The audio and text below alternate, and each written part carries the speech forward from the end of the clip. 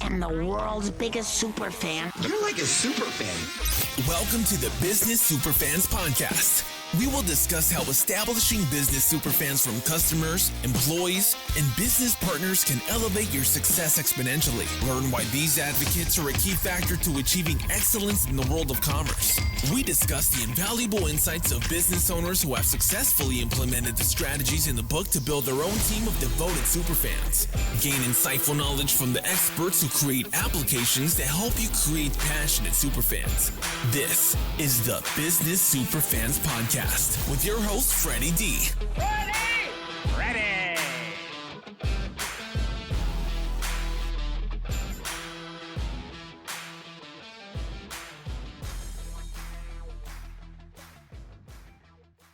Our guest today is Matthew Davis, is an attorney and entrepreneur who led Davis Business Law to over 1,000% growth in 6 years, making it one of the very few law firms ever to appear on the Inc. 5000 list. The firm now operates 8 offices from Austin to Kansas City. Martindale-Hubbell awarded Davis its AV Preeminent rating in recognition of his outstanding skill and integrity. With more than 25 years of legal and entrepreneurial experience, Davis has advised business leaders on mitigating risks and seizing opportunities through his firm's Strong Protected Business System trademark. He has served as lead or co-counsel in litigation yielding recoveries in excess of $50 million and is licensed in Texas, Oklahoma, Kansas, Missouri, Arkansas, and Colorado. He has presented his programs to groups such as the Inc. 5000 Masters Class and the Young Presidents Organization Global Forum. Inc. magazine published his first book, The Art of Preventing Stupid, 2019. His second book, The Strong Protected Business, was published in 2023. He also hosts 2 podcasts, The Strong Protected Business and The Art of Preventing Stupid, sharing his insights from decades of work helping entrepreneurs and business leaders. In addition to his legal and business pursuits, Davis is an accomplished guitarist and leads a heavy metal band, Geriatric Steel, known for original hard rock songs that resonate with middle-aged audiences. Please join me in welcoming Matthew Davis, founder of Davis Business Law. Welcome, Matt, to the Business Superfans Podcast. We're excited to have you this morning. Well, I'm thrilled to be here. Let's talk about this superfan business. How about that? That sounds like an excellent idea. So you're with Davis Business Law. Tell us a little bit about the story behind that, because I read that you've really scaled this thing from nothing to multi-locations and multi-states and everything else. So what's the backstory? Well, I was county seat lawyer, so had a solo practice in my hometown, which is an overgrown prairie town. 10 years ago, I had a midlife crisis and said, hey, let's go start a law firm. And here we are. We tried growing it in a small city, which just got kind of annoying because it's hard to attract talent. In fact, growing in this market made it worse for me personally. So we started out, moved a branch and started hiring in Oklahoma City. And then we said, hey, we can do this. Let's go to Tulsa and Wichita. And then we said, well, if we can do that, let's go to Kansas City and Austin and Fort Worth and Dallas. And so we've got 8 branches right now and looking at a couple other markets probably later this year. The way I describe what we do is we're the family doctor of business law. Business law is really important, especially for small businesses, because a lot of times you can get yourself caught up into a situation that you didn't think was a situation and becomes a situation. Things that in my career in the computer industry was that we had contracts that people signed when buying the technology. And the reality is nobody cares about the contract until everybody cares about the contract. Exactly. And I remember I was sitting up here at one of our clients' offices and I was reading like 100-page contract with Exxon, right? And this is going to sound pretty crazy, but looking at it, and I started kind of looking at it with awe and respect because I go, wow, every one of these paragraphs is about something that went wrong over the last 100 years. Yes, people don't worry about the contract. They just sign stuff and then it bites them. And kind of have a saying, when somebody's giving you a contract, they've probably written it to their advantage, right? And we teach our clients that the three main contracts you really want to look at are your customer contracts. Let's get those in order. Let's make them fair to you. We don't really want to stack the deck and screw your customers around, but let's make them fair. Vendor contracts, which is really what we're alluding to. And then you need to get your employee contracts in order. So those are your three baseline contracts that you want to deal with as a small business. When I worked with vendors, I set up a bunch of resellers all over the different world. And what was important was that you had to incorporate whatever the laws were in Germany, or if they were in Italy or Sweden or England, you had to make sure that you abided by the local rules there, because I was managing global sales for the tech software company. And you had to take that into consideration.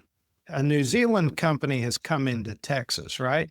And they sent us a contract and it had New Zealand law. And I was like, guys, are you kidding us? We're doing business in Texas. Ultimately, we were able to agree on Texas law.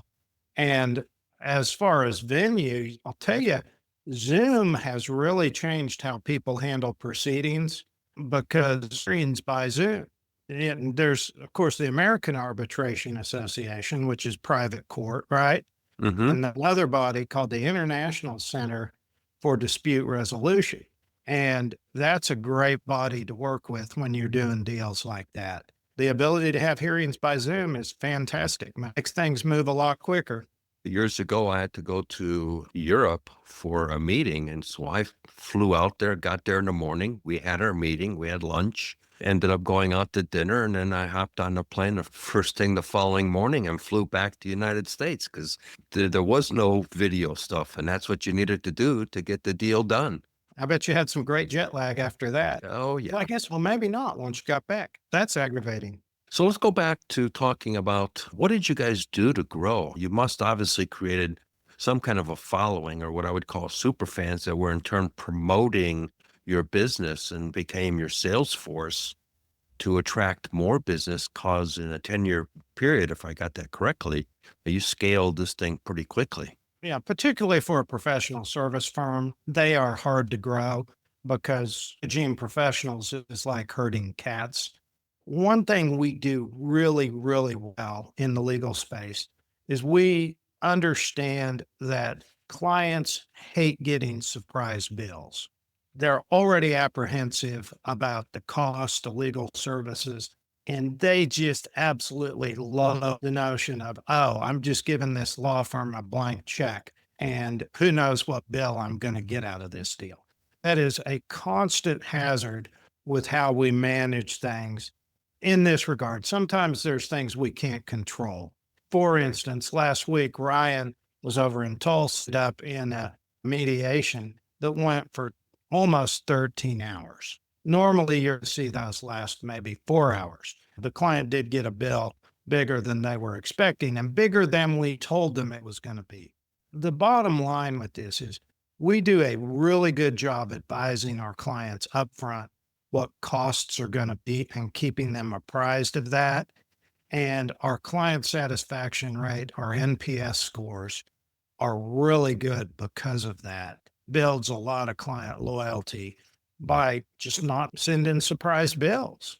Oh, absolutely. I remember I got divorced years ago, and it was 15-minute increments. And the part that annoyed me was that I would call the lawyer at the time and ask something, and he'd be watching his clock, and 3 minutes, and he'd say, okay, we're all set. See you, bye. I'm going, wait a minute. I got another 10 more minutes or so of time that I can talk. And it was like, nope, got to go. See ya. And I was like, that was very frustrating.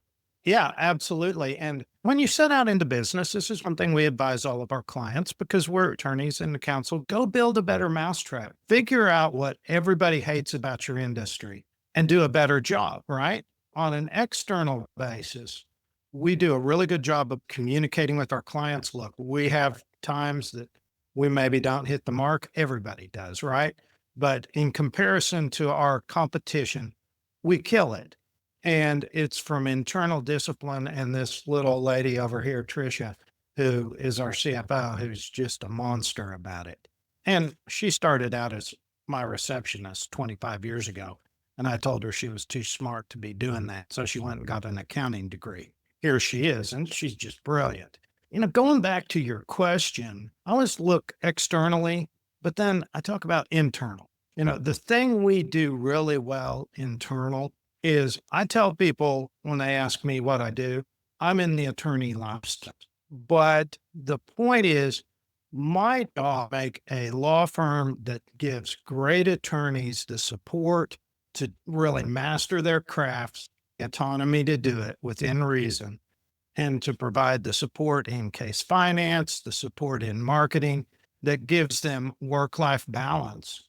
So I'm just pulling their hair out and that they can, have a life outside of work, because the law business, being a lawyer, is very consuming.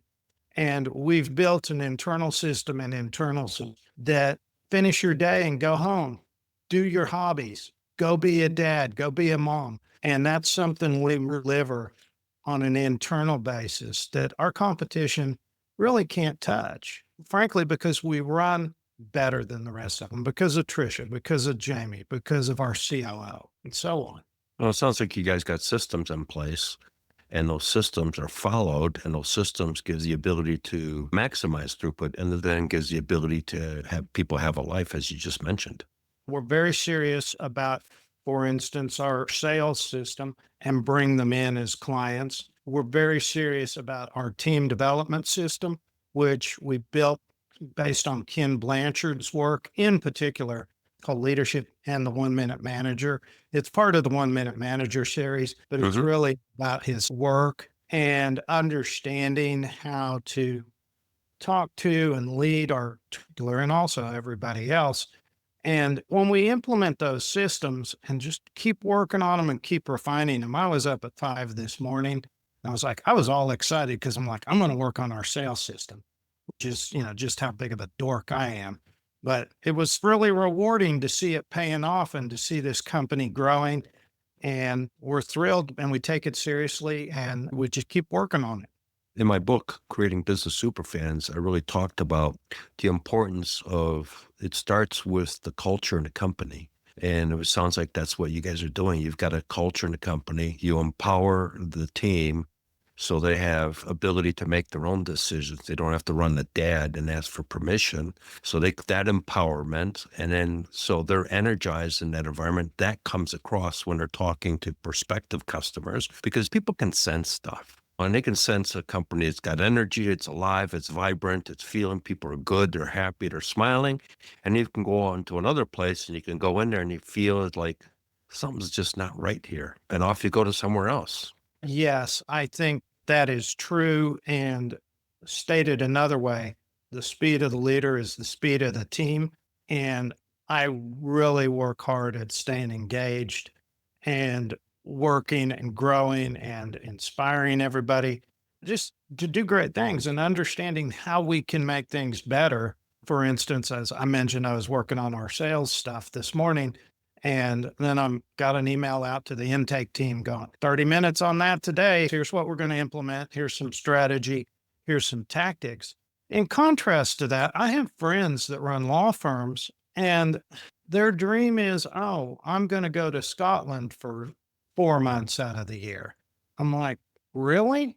I have a friend who runs a law firm up in the Midwest, and he's took off for 90 days to Colombia and then calls me and says, we're having trouble. And I'm like, well, yeah. Surprise, shocker. But professional services is it's a hands-on, it's people business. And as the leader of that team, you got to be in the mix. And we do morning huddles, and we do attorney happy half hours twice a week. Huddles are every day, and leadership huddles are every day. That's what Andrew Carnegie did.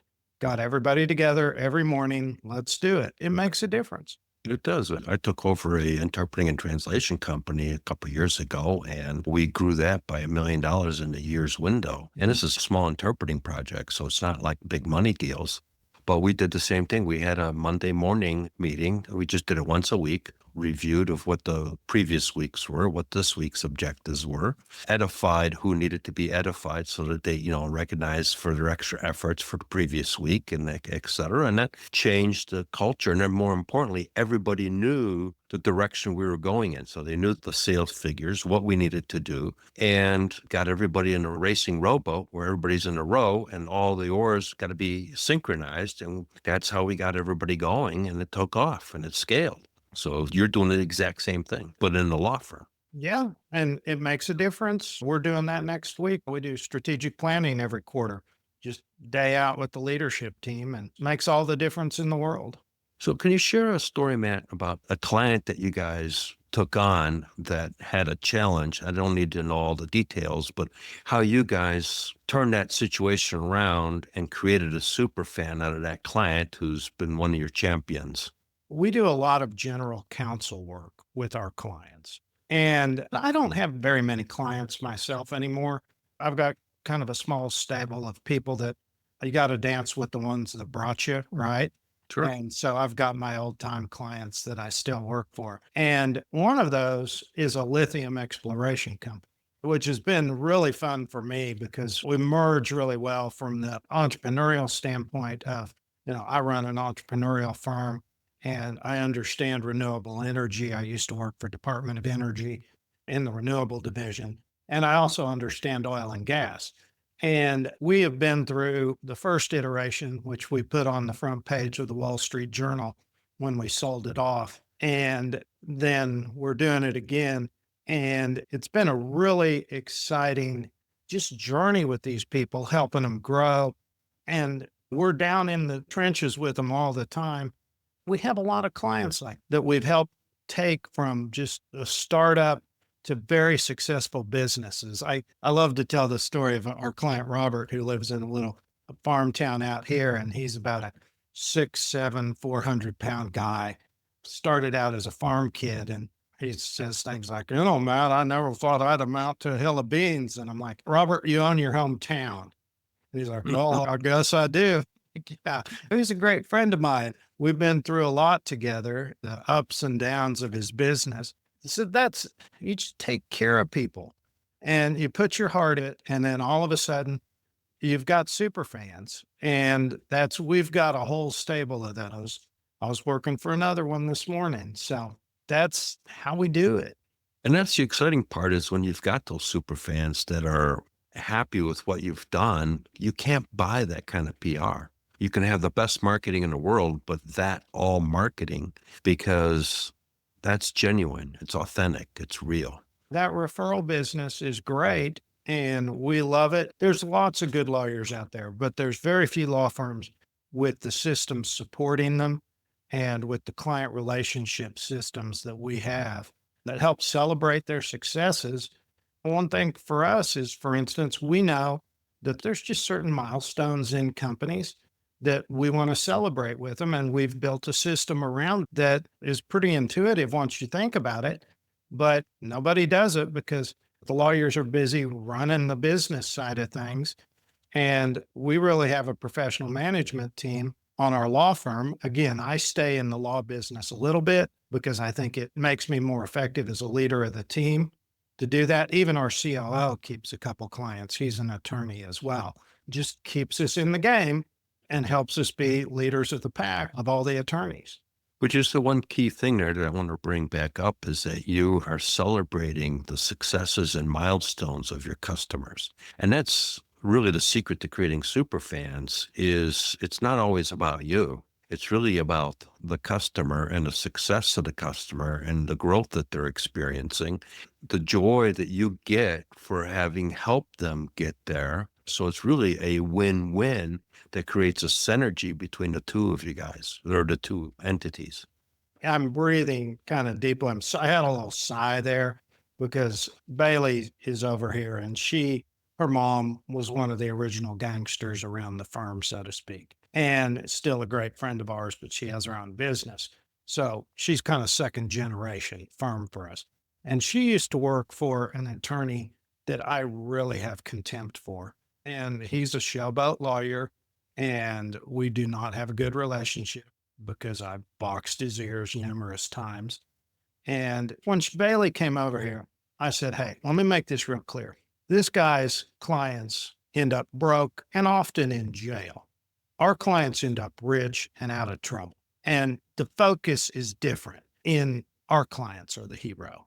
We are not, and we get that. And it is a tectonic shift in why we're growing, because Exactly. we're champions for our clients. And we realize they're the heroes through the particular straits or problems or opportunities that hire us for. We're their guide. We're their Obi-Wan Kenobi, but man, they're Luke Skywalker, right? Absolutely. Yeah.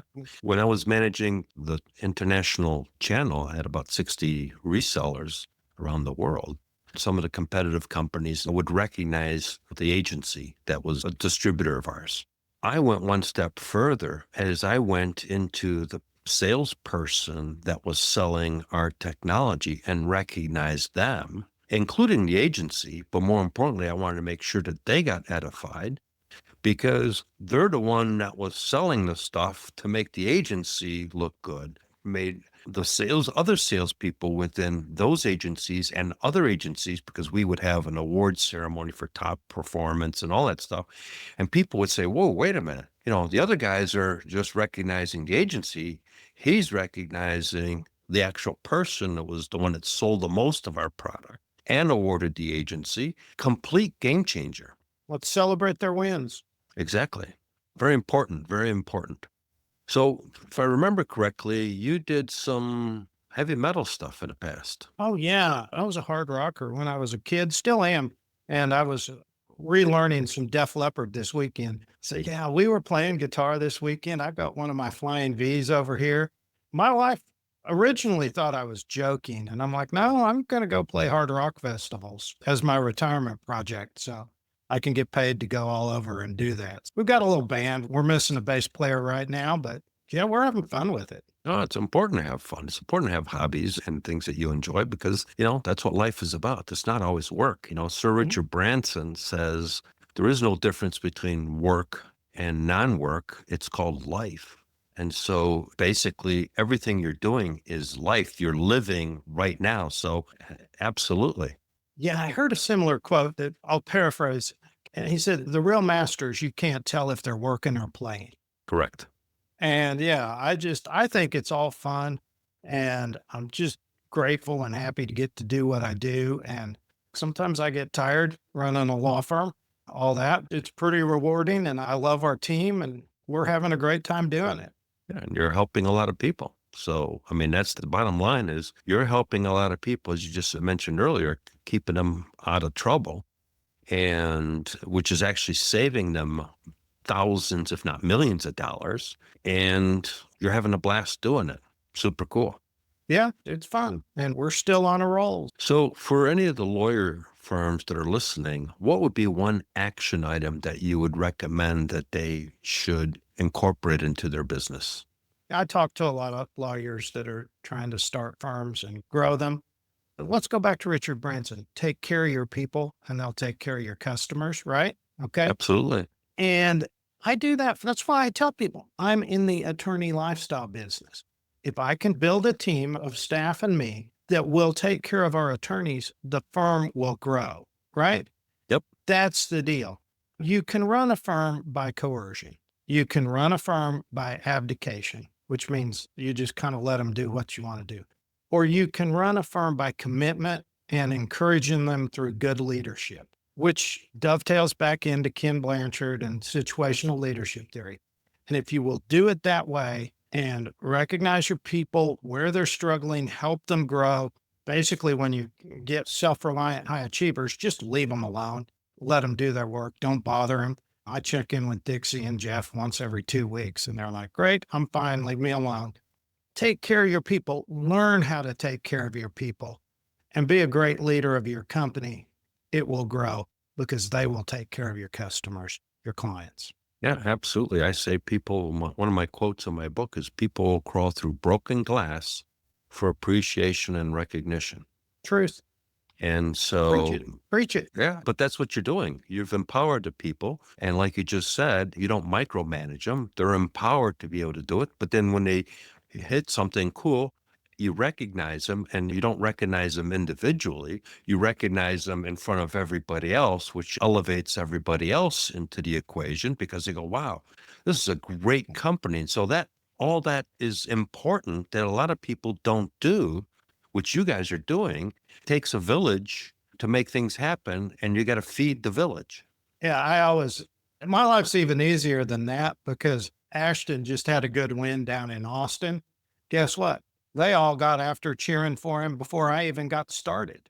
So, here's the firm email of great job. He was so proud and he did a great job, got a client out of a lot of trouble. That's what it's all about. Matt, how can people find you? Davis Business Law is our website.com. And my email's mdavis@Davis Business Law if anybody wants to contact me. I'm one of those dorks that has like 5 emails in my inbox because I just clean it out. So I'm a touch it once, move it on guy. Very important. Very important. That's another strategy right there. Mm-hmm. Don't deal with it 12 times. Yeah. Grab it, move on. Yeah. And then you mentioned that you have an offer for our listeners. Well, yeah, have them go look at our Strong Protected tab on our website. There's some really good tools there. And one thing we did with like the Strong Protected Business Checklist is fantastic because your company needs different things depending on the size that it is. Can't build Rome in a day. Let's prioritize the first things. And by the way, let's look at it this way. When you're small and just starting, we're not really concerned about succession or selling your business because you don't have anything to sell, right? Correct. Get it a little bigger. Let's start concerning ourselves with that. So we did that it's mostly legal checklist of let's look at what you need to be doing, what you need to be worried about based on how big your company is. And we broke it down based on revenue and employees, which are kind of congruencies once you think about it, usually. Mm-hmm. So that's a really good tool for people. And people will look through that, self-grade themselves, and they'll pick up the phone and say, hey, can you help us with this? Okay. Yeah. We'll make sure that's in the show notes for our audience. So, Matt, it's been a pleasure having you on Business Superfans Podcast. Great conversation, great insights, fabulous story. So we look forward to having you on the show down the road. Thank you. I appreciate it. It was fun. Enjoyed working with you.